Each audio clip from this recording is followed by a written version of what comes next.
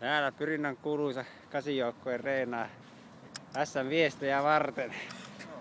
Siinä meni ensimmäinen veto, mutta sitä ei vielä näytetä, että näytetään seuraava veto sitten, että kuinka liikkuu.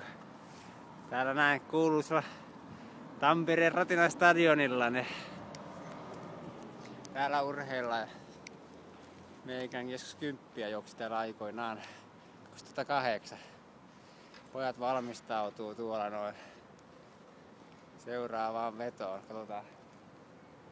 En juokse rinnalla itse, hän on poikien mennä ihan suosiolla. Paljon palautus vielä. Parikymmentä sekkaa vielä jäljellä, niin sitten lähtee. 10 sekkaa.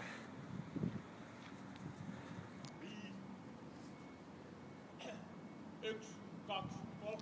Ja sinne lähti. Eikon Tommi tulee siellä vielä.